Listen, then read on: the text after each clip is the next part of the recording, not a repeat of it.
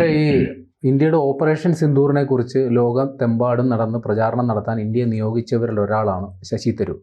ഒരു വിശ്വപൗരൻ, അല്ലെങ്കിൽ രാജ്യത്ത് മൊത്തത്തിൽ പ്രതിനിധീകരിക്കാൻ പറ്റിയ ഒരു പ്രതിച്ഛായുള്ളൊരു മനുഷ്യൻ. അദ്ദേഹം കോൺഗ്രസ് നേതൃത്വത്തിനെതിരെ കടുത്ത വിയോജിപ്പുള്ള ഒരാളാണ്. അപ്പോൾ അദ്ദേഹത്തെ പാർട്ടിയിൽ പിടിച്ചു നിർത്താൻ എന്തുകൊണ്ട് നടപടി എടുക്കുന്നില്ല എന്നുള്ള ചോദ്യം പല കോണുകളിൽ നിന്നും ഉയർന്നു വന്നു. അദ്ദേഹത്തെ പോലെ ഒരാൾ കോൺഗ്രസിന് വലിയൊരു അസറ്റാണ്, അതുകൊണ്ട് അദ്ദേഹത്തെ നഷ്ടപ്പെടുത്തരുത്. ഇപ്പോൾ കോൺഗ്രസ് അത്തരത്തിൽ നിലപാടുകളുമായിട്ട് മുമ്പോട്ട് പോകുന്നുണ്ടോ? തരൂരിൻ്റെ ഒരു നിലപാട് എന്തായിരിക്കും ഇക്കാര്യത്തിൽ? എനിക്ക് തോന്നുന്നു കോൺഗ്രസ് വളരെ ബോധപൂർവ്വം നടത്തുന്ന ഒരു പ്രോസസ്സാണ്. ഓപ്പറേഷൻ തരൂർ എന്ന് വേണമെങ്കിൽ ഞാൻ പേരിട്ട് വിളിക്കാം. ഓപ്പറേഷൻ സിന്ദൂറിന് ശേഷം ഉണ്ടായ ഡെവലപ്മെൻറ്റിൽ കോൺഗ്രസിനുണ്ടായ ഏറ്റവും വലിയ നഷ്ടം, ഒരുപക്ഷെ കോൺഗ്രസിന് സംഭവിക്കാൻ പോകുന്ന ഏറ്റവും വലിയ നഷ്ടമായിരിക്കും ശശി തരൂർ.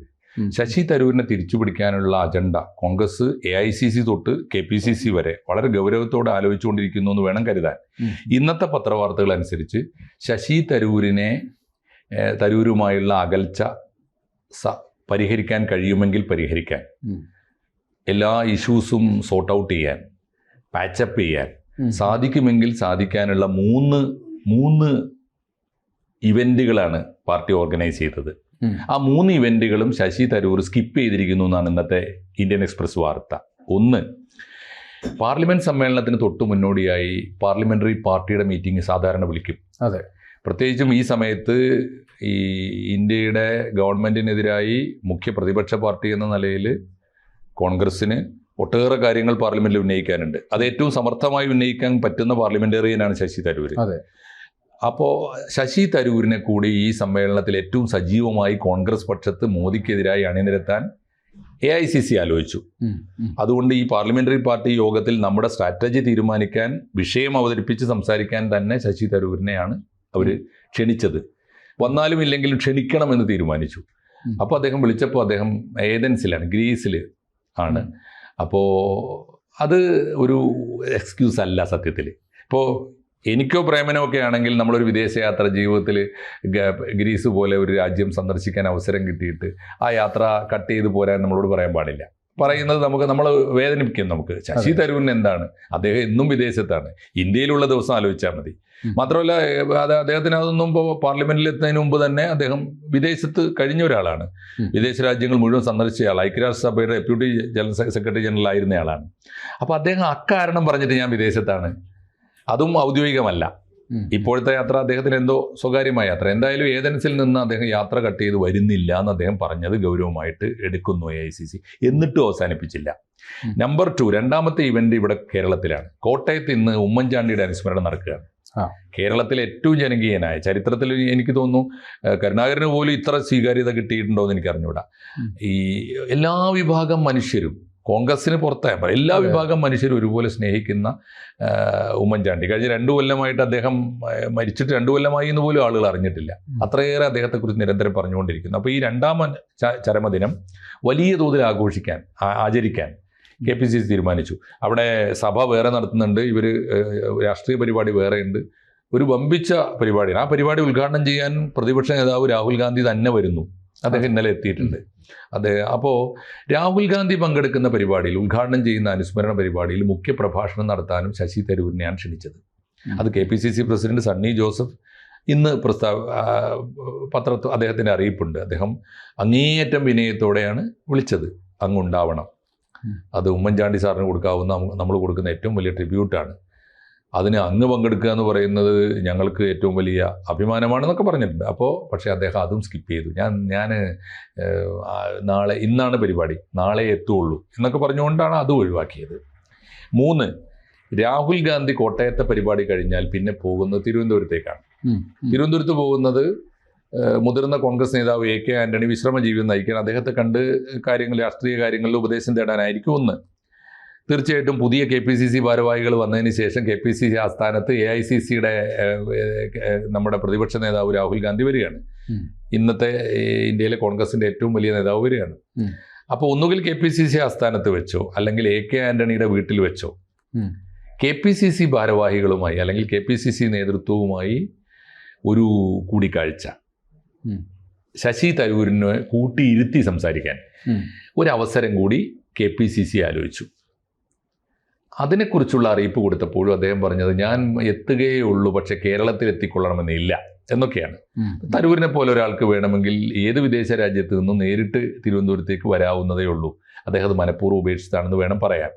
ഇതിനർത്ഥം പലപ്പോഴും ഈ കോൺഗ്രസും തരൂരും തമ്മിലുള്ള പ്രശ്നങ്ങളിൽ മാധ്യമങ്ങളുടെ ഒരു ചോദ്യം വരാറുണ്ട് തരൂരിനോട് നേരെ. വളരെ സമർത്ഥമായി അദ്ദേഹം ഒഴിഞ്ഞു മാറിയിട്ട് പറയാനുള്ളത് എന്നോട് നേരിട്ട് പറയട്ടെ, അപ്പോൾ ഞാൻ പറയാം എന്നാണ്.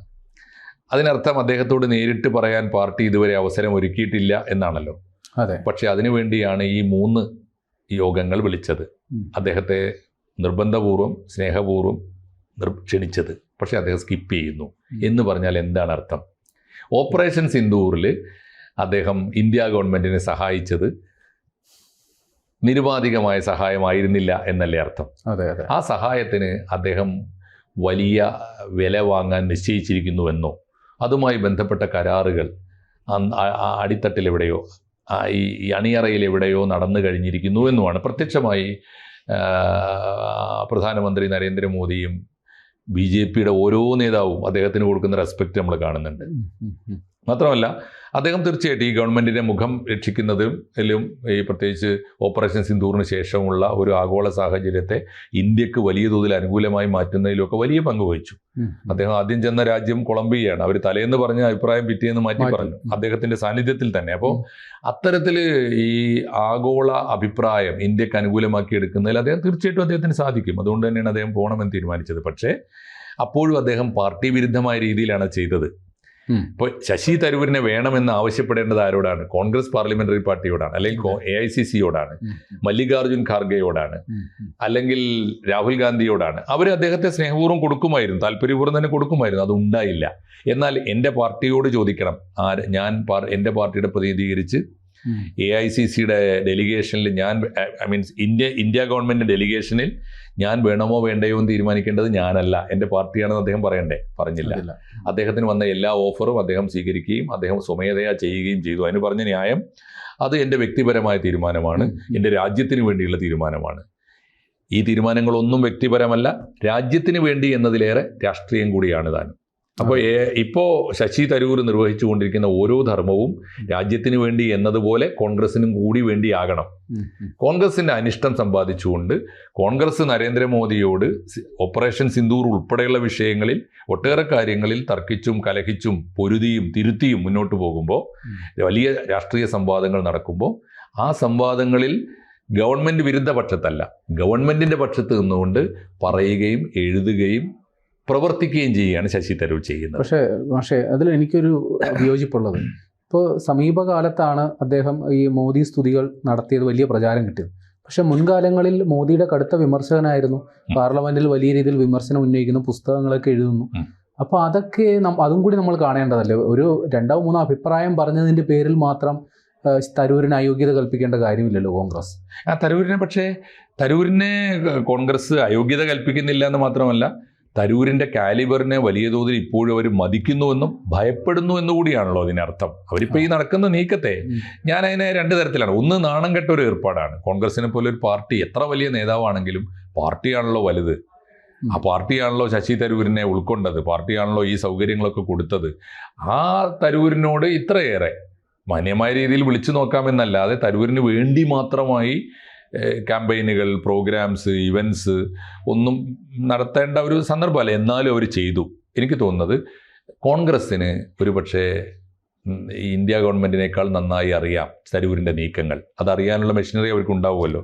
തരൂർ ഇന്നല്ലെങ്കിൽ നാളെ പാർട്ടിക്ക് നഷ്ടപ്പെടുമെന്ന് അവർക്കറിയാം. അപ്പോഴും ഇന്ത്യയിലെ കൊള്ളാവുന്ന ഏറ്റവും മികച്ച രാഷ്ട്രീയക്കാർ, കാലിബറുള്ള പ്രതിഭാശാലിയായ ഒരു നേതാവിനെ നഷ്ടപ്പെടുത്തിയതിൽ ചരിത്രം കോൺഗ്രസിനെ കുറ്റപ്പെടുത്തരുത് എന്ന് അവർക്ക് നിർബന്ധമുണ്ട്. അതുകൊണ്ടാണ് ഈ നാണം കെട്ടും ഭൂമിയോളം താഴുന്ന നിലപാടാണ് സ്വീകരിക്കുന്നത്.